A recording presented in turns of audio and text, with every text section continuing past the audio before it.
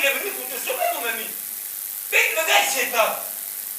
Vous voyez qu'on va manger pour faire une petite promenade, un petit jogging, une petite mise en jambe, le samedi matin, à -8, et le toit sous la neige, et on glissait même, le chien a failli se ramasser. Vous voyez qu'on sent comme ça par plaisir.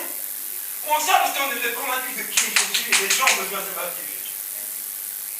C'est ça notre mission, apporter l'évangile. Mais tous ne sont pas des gens baptistes. Amen. Il y a des gens plus doux, hein. Il y a des gens plus doux. Mais on est tous appelés à proclamer l'évangile.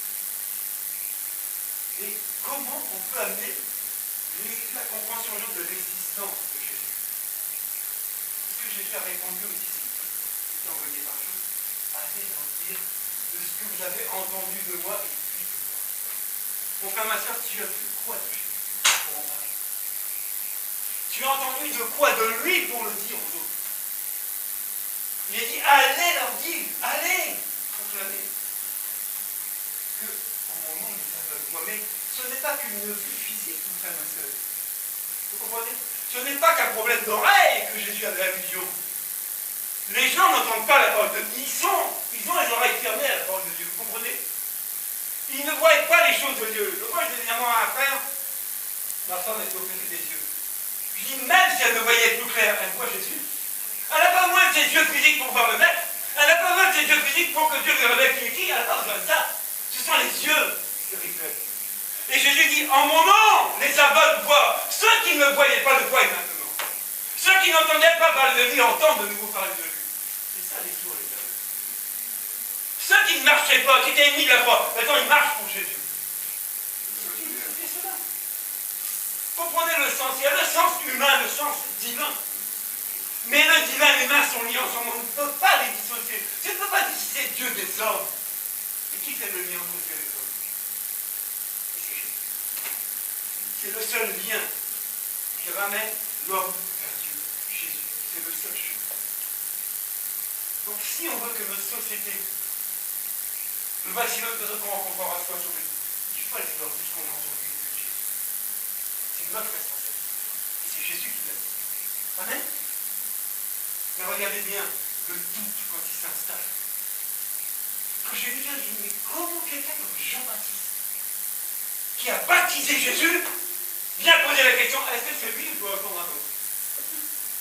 Demain, je vous pose une question. Qu'est-ce qu'il y a plus que Jésus? Qu'est-ce qu'il y a plus que Jésus? Dites-moi.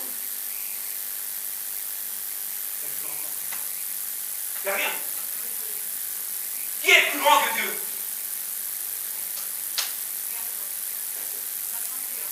On va chanter. Merci, on l'a chanté. Moi, peut-être on l'a pas chanté.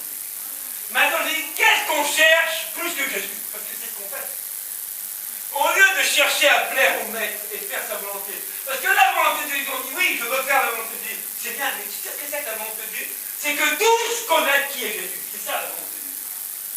Ah oui, c'est pas je fais ce que je veux, c'est que ce que je veux. Non, c'est pas ça la volonté de Dieu.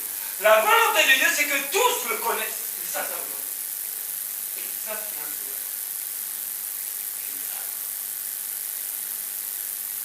C'est ça le plus important. C'est ça.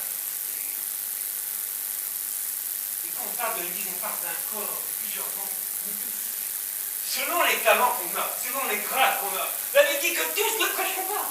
Tous ne prêcheront pas. La prédication, c'est un don, frère, ma soeur. Tu as reçu, tu n'as pas reçu.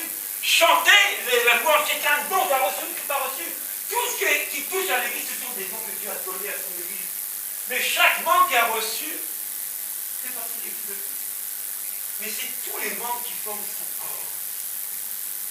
Que ce soit la louange, les pasteurs, la prédication, l'accueil, tout ça, rassemblé, c'est quoi? Le corps. Et Jésus est la tête. Vous comprenez, c'est ça l'Église. Donc tu ne peux pas mépriser un membre.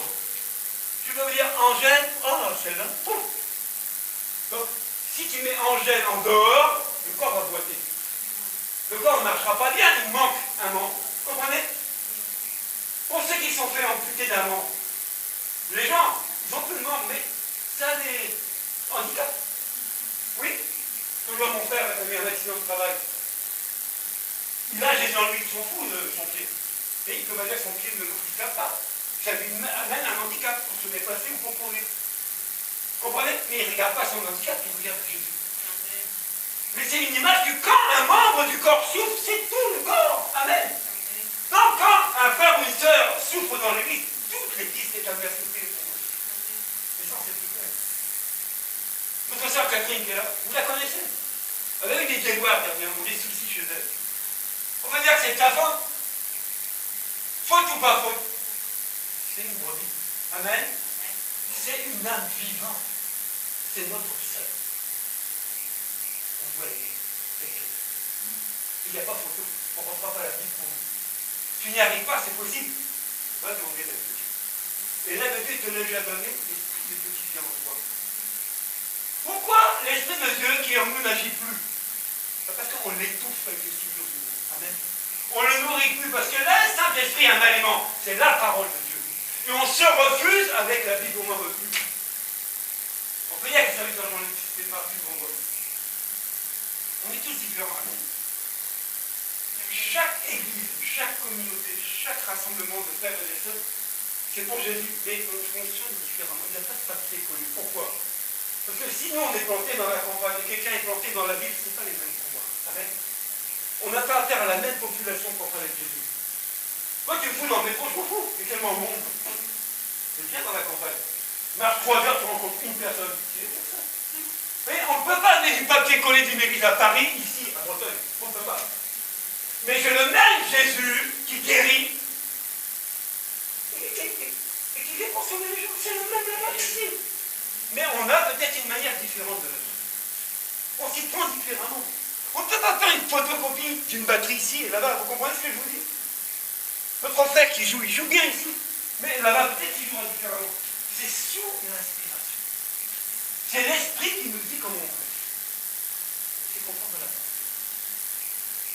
Il y a eu des Jean-Baptiste, il y a eu des Étienne, il y a eu des Paul, il y a eu des Déborah, il y a eu des Anne, il y a eu des Esther, il y a eu des Joseph, il y a eu des David, mais tous ont été choisis par Dieu. On est choisis par qui pour qui? Qu'est-ce qu'on fait? Je vous pose la question, qu'est-ce qu'on fait?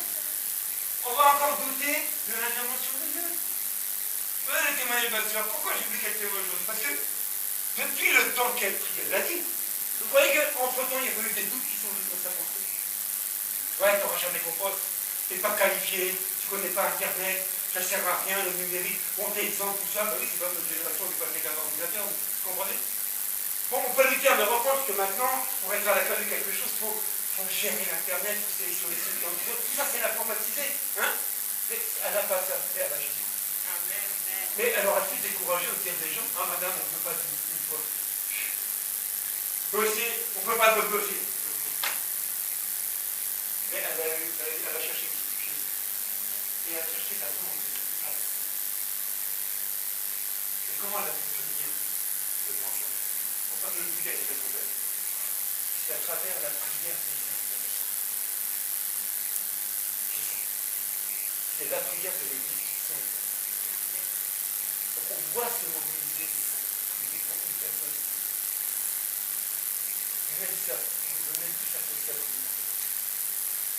On est trop occupé à nous-mêmes, à nos affaires. Jésus, à un moment, dit, hé, Jésus, ta famille te cherche. Dis ma famille, ce sont des frères et sœurs qui font la volonté de Dieu. Et Jésus a dit quoi? Il faut que je m'occupe des affaires de mon Père. Ma priorité, je vous dis, moi, c'est de m'occuper des affaires de Dieu. Les miennes passeront en face. Il y a que je ne néglige pas, parce que ça j'aurais des soucis. Mais ma priorité, c'est chercher Dieu d'abord. D'abord lui. Moi, après. Ma priorité, c'est d'abord l'Église. Moi, après. Quand on est soucieux, je dis qu'on a une information d'une brebis qui a besoin de quelque chose, je dis d'abord la brebis, on mangera nous après. La brebis prime avant moi. C'est le rôle du péché. Et bien ton rôle, mon frère, ma soeur, c'est d'abord mon frère, d'abord ma soeur, moi après. C'est comme ça que Dieu bénit les gens. Je vous dis que Dieu récompense la fidélité qui est bien obéie. Vous comprenez? Donc ce texte était clair. Jean a eu sa réponse. Il a eu ta réponse avec Jésus. On va se lever, on va prier. Que Dieu nous fasse grâce. On a l'audace d'annoncer que Jésus, c'est celui qui guérit. Quand son nom est sur ensemble, et ça va de joie. Jésus a dit, allez lui dire, allez dire, allez. Partout allez le dire que je suis Jésus le Christ.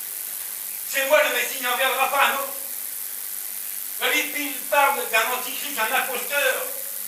La Bible parle des faux pasteurs, des faux docteurs. C'est des imposteurs, mon frère, ma soeur. Ils viennent déguiser, mais pour te manger. Ce sont des mercenaires.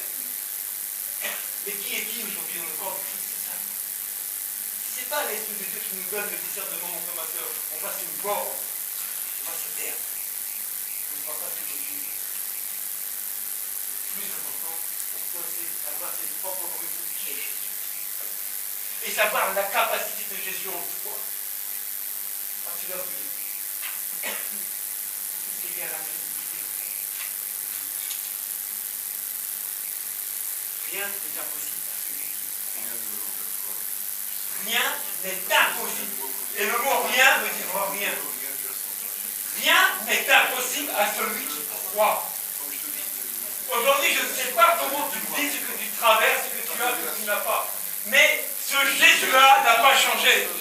C'est le même Jésus qui fait des miracles aujourd'hui. C'est le même Jésus qui guérit. C'est le même Jésus qui sauve et il n'a pas changé. Et il ne changera pas pour toi ou pour un homme. Il ne changera pas. Mais le doute viendra dans ta vie pour te faire douter de l'efficacité de Jésus. Le doute viendra dans ta maison pour dire, ah, ne fais pas ci, ne fais pas ça. Tu perds ton temps avec l'église. Tu perds ton temps avec ta Bible. Il y a plus à gagner ailleurs. Le doute va venir dans ta vie. Les gens viendront autour de toi avec un autre discours pour que tu abandonnes la foi. Ils vont te tirer d'un côté de l'autre. Allez, viens avec nous, laisse tomber tes frères. Laisse-les là-bas, c'est des sectes, c'est des sorciers. Mon frère, tiens la lance. Tiens le nom de Jésus. Je me mets devant toi. Ne te laisse pas environner, mon frère, ma soeur, avec des propos de foi pour te détourner de la foi de Dieu. Regarde à Jésus, c'est lui le sauveur. C'est lui qui connaît tes besoins avant même que tu t'adresses à lui. Il sait connaître tes besoins. Mais toi, est-ce que ton cœur est disponible pour lui? Est-ce que tu veux rentrer et faire la mission de Christ? Est-ce que tu veux t'engager dans l'armée de Dieu avec le talent et la grâce que Dieu t'a donné? Est-ce que tu reconnais qu'il n'y a pas de différence entre frères et sœurs ici? On a tous le même père. On est tous appelés en France. Et nous avons tous la même promesse de l'éternel. Ça veut dire que nul ne soit privé de sa grâce. Mon frère, ma soeur, ne te laisse pas priver de la grâce de Dieu. Rentre dans le plan divin. Abandonne le plan humain. Rentre dans le plan de Dieu. Laisse tomber les autres dieux. Sers ton Dieu dans ton cœur, de ton force. Prie à Dieu. Nous avons dit que nous marchons dans ta lumière. Ce matin, tu vas prier, tu vas dire Dieu, tu m'as donné des talents. Que les gens viennent de toi. Prie, comment? De quelle manière tu veux que je fasse comme ça? Ça peut être dans ton travail, ça peut être dans ton foyer, ça peut être dans ton voisinage. Nous tous, on a des faiblesses. Mais on a reçu un esprit de force. Le Saint-Esprit, ce n'est pas une petite chose comme ça. Il est disponible ce matin pour que tu ouvres ta bouche. Il est disponible ce matin pour te faire exceller dans ton talent. Il est disponible. Ne l'étouffe pas dans ton raisonnement. Ne l'étouffe pas avec le temps. Mais qu'il soit libéré. Que Dieu le libère entre ses forces de proclamer Jésus. Merci. Vous avez reçu des grâces, des talents de la part. Parce que Dieu donne à son mérite. C'est lui qui donne. Et vous tous, vous avez reçu des choses merveilleuses de la part de Dieu. Ne les négligez pas. N'arrête pas de servir parce qu'un tel t'a dit, l'autre t'a fait. Non, laisse ça tomber, c'est de la calmerie. Regarde à Jésus. Il a besoin de toi. Relève les bras, si tes bras se sont abaissés par le découragement ce matin. Relève-la, dis Jésus, je veux finir ma vie. Souvent, les découragements ne viennent pas de l'extérieur, ils viennent de l'intérieur. Même ici, le développer, on a pu te décourager. Alors que tu étais excellé, tu avais le feu.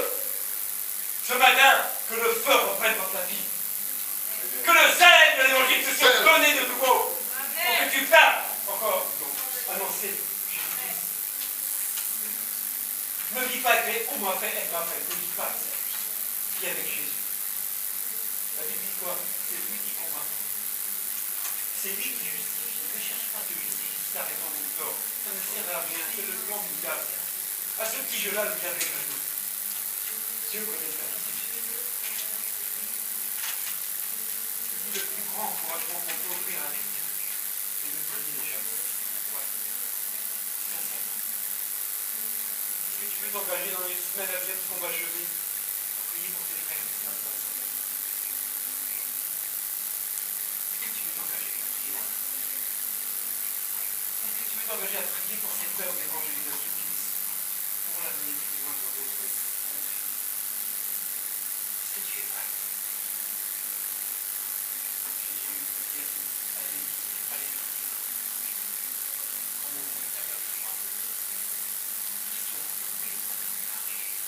Que la bonne nouvelle est annoncée. Le Fils de Jésus, puisque Chavez et société que nous vivons est en train de partir dans la catastrophe par ici.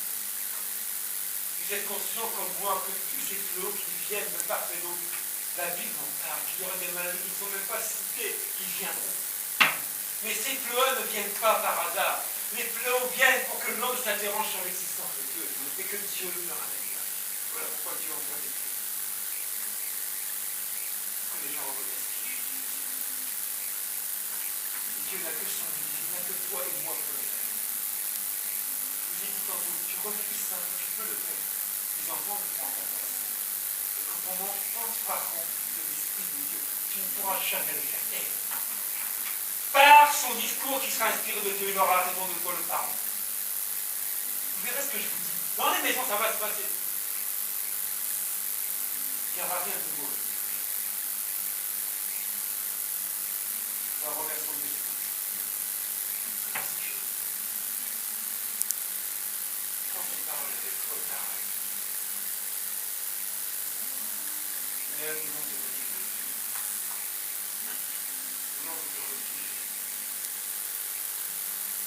Que nous voulons reprendre ensemble la mission. Demander à l'Esprit de